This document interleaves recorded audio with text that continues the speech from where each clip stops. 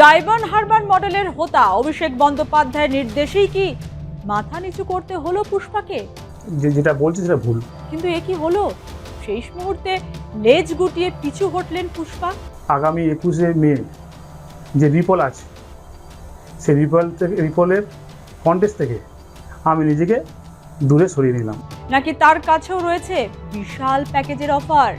Special package দিচ্ছে। কথায় আছে না, হাতি কাদায় পড়লে টিকটিকিতেও লাথি মারে।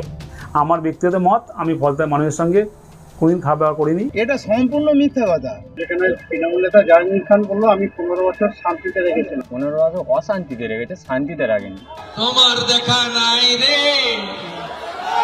তোমার দেখা নাই রে, ভাইপো বাবুর দেখা নাই। সিনেমার চিত্রনাট্যে পুষ্পা ঝোঁকেনি, কিন্তু ফলতার পুষ্পা ভেঙে খান খান। ভোটের কয়েক ঘন্টা আগে কেন ভোল বদল করলেন ফলতার জাহাঙ্গীর খান? কার নির্দেশে? তবে কি দলের ভেতরেই তৈরি হয়েছে কোনো ব্লুপ্রিন্ট, নাকি ডায়মন্ড হারবার মডেলের হোতা অভিষেক বন্দ্যোপাধ্যায়ের নির্দেশেই কি মাথা নিচু করতে হলো পুষ্পাকে? নাকি তার কাছেও রয়েছে বিশাল প্যাকেজের অফার?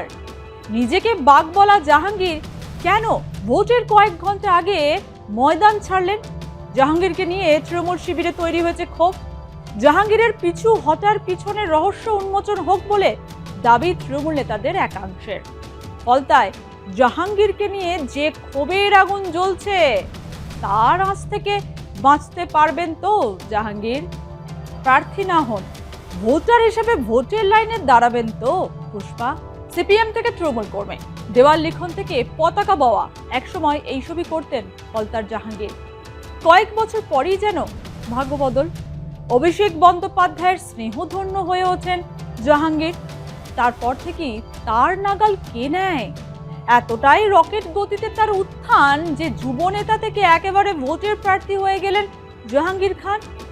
কিন্তু কথায় আছে না, হাতি কাদায় পড়লে টিকটিকিতেও লাথি মারে। যা হয়েছে জাহাঙ্গীর খানের সঙ্গে। তৃণমূল ক্ষমতাচ্যুত হতেই জাহাঙ্গীরের দর্পচূর্ণ হয়েছে। জাহাঙ্গীরের দাবি, তিনি সোনার ফলতা তৈরি করতে চেয়েছিলেন, ভবিষ্যতেও তাই তিনি চান। তাই নাকি তার এই সিদ্ধান্ত? আমি চাইবো ফলতা শান্তিতে থাকুক, সুস্থ থাকুক, ভালো থাকুক এবং ফলতায় আরও বেশি বেশি উন্নয়ন হোক। তাই সোনার ফলতা হোক, এটাই আমার স্বপ্ন ছিল। তাই আমাদের সম্মানীয় মুখ্যমন্ত্রী ফলতা উন্নয়নের জন্য স্পেশাল প্যাকেজ দিচ্ছে। সেই জন্য আমি আগামী 21শে মে যে রিপল আছে, সেই রিপলের কন্টেস্ট থেকে আমি নিজেকে দূরে সরিয়ে নিলাম। জাহাঙ্গীর খান যখন দাবি করছেন তিনি সোনার ফলতা তৈরি করতে চেয়েছেন, তখন তার বিরুদ্ধে প্রকাশ্যে মুখ খুলতে শুরু করেছে ফলতার একাংশ। কিভাবে সে রাজ্যপাট চালাতো তার পর্দা ফাঁস হয়েছে। আমার স্বাস্থ্যসাথী কার্ড হয়নি 15 বছর। জালালউদ্দিন শেখকে আমরা অনেকবার বলেছি, করে দেয়নি। আর লক্ষ্মী ভান্ডার আমাদের করে দেয়নি। ওদের 15 বছর এখানে পার্টি অফিস করে দেয়নি। মানে জালালউদ্দিন শেখ, ওরা কোন পার্টি করে? ওই মানে টিএমসি পার্টি করে, ওই জাহাঙ্গীর খানের মানে পোস্টে তৃণমূল। চাপের মধ্যে মানুষ ওরকমভাবে কাজ করতো, ঠিক আছে, মানুষ ভয়ে আতঙ্কে থাকতো, ঠিক আছে। এখন তো মানুষ নির্ভয়ে সব কিছু নিজের ফোন নিজে নিতে পারবে। জাহাঙ্গীর খান যেটা বলছে তিনি 15 বছর শান্তিতে রেখেছেন, এটা সম্পূর্ণ মিথ্যা কথা। 15 বছর শান্তিতে দূরের কথা, আমরা ভোট দিতে পারিনি। আমাদেরকে সাধারণ মানুষকে ভোট দেয়া যারা ওরা বুঝতে পেরেছে যে এরা আমাদের পক্ষে নেই, তাদেরকে ভোট দিতেই দেয়নি সাধারণ মানুষকে। এবং গত 10 বছর এখানটা কোনো পঞ্চায়েতে ভোট হয়নি, কাউকেই ভোট দিতে দেয়নি। 27 ডিগ্রি এবং মারধর, হাত পা ভেঙে দেওয়া, লোকের জমি পর্যন্ত চাষ করতে দেয়নি। একটা আতঙ্কের সৃষ্টি বাতাবরণ করেছিল। কোথায় কোথায় সাধারণ মানুষকে পার্টি অফিসে তুলে নিয়ে তাদেরকে হাত পা ভেঙে দেওয়া এবং ভোটদম টর্চার করা। এমনকি হাসিমনগরে শুনেছেন যে মা বোনদের ওপরে ধর্ষণে ভোট, তারা তৃণমূলকে ভোট দেওয়ার পরেও তাদেরকে ধর্ষণ সন্দেহজনকভাবে বলছে। তাই উনি কীভাবে বলতে পারেন মানুষকে এখানটা সুশাসন দিয়েছে, সুযোগ্য দিয়েছে? কিছু দেয়নি। যেখানে তৃণমূল যেটা জাহাঙ্গীর খান বললো আমি 15 বছর শান্তিতে রেখেছিলাম। 15 বছর অশান্তিতে রেখেছে, শান্তিতে রাখেনি। আমার এই দোকানটা 9 মাস 10 মাস বন্ধ ছিল 2021 ভোটের পরে। এবারে কি অনেকটা স্বস্তি পাচ্ছেন? অনেক কি মানে স্বাধীন হয়েছি বললেই চলে। এই যে আপনার সাথে কথা বলছি, ভালোভাবে কথাটা বললাম, এটাই মেন। তখন কথা বলে এই যে এখানে আছে কার সাথে কথাই বলতে পারতাম না, যে মন খুলে কথা বলবো সেটাই বন্ধ ছিল। তৃণমূলের যে জাহাঙ্গীর খান তিনি 15 বছর শান্তিতে রেখেছে, কি বলবেন? না, শান্তিতে রাখেনি, অনেক রকম অশান্তি ঘটিয়েছে, বুঝলেন। অনেক অসময় মানুষ অতিষ্ঠ হয়ে গেছে, সেই জন্য এবারে সেই বুঝে সুঝে এবারে তারা বিজেপিতে ভোট দিচ্ছে। এহেন জাহাঙ্গীরকে টাইট দিতে মুখ্যমন্ত্রী শুভেন্দু অধিকারীও হুঁশিয়ারি দিয়েছিলেন। বিজেপির রাজ্য সভাপতিও আগাম বার্তা দিয়েছিলেন ফলতাবাসীকে। তারপরেও পুষ্পাকে ডায়লগ দিতে শোনা যায়। পুনর্নির্বাচনে অংশ নেবেন বলে জানিয়েছিলেন তিনি, কিন্তু এ কি হলো? শেষ মুহূর্তে লেজ গুটিয়ে পিছু হটলেন পুষ্পা। যদিও জাহাঙ্গীরের এই সিদ্ধান্তের নেপথ্যে অভিষেক বন্দ্যোপাধ্যায় কিংবা তৃণমূলের কোনো শীর্ষ নেতৃত্বের নির্দেশ রয়েছে কিনা তা পরিষ্কার নয়। মঙ্গলবার সকালে সাংবাদিক বৈঠক করে ভোটে প্রতিদ্বন্দ্বিতা না করার কথা ঘোষণা করেন জাহাঙ্গীর। বলেন, ফলতায় উন্নয়নের জন্য বিশেষ প্যাকেজের কথা ঘোষণা করেছেন মুখ্যমন্ত্রী শুভেন্দু অধিকারী। সেই জন্যই 21শে মে যে পুনর্নির্বাচন আছে সেই লড়াই থেকে আমি নিজেকে দূরে সরিয়ে নিলাম।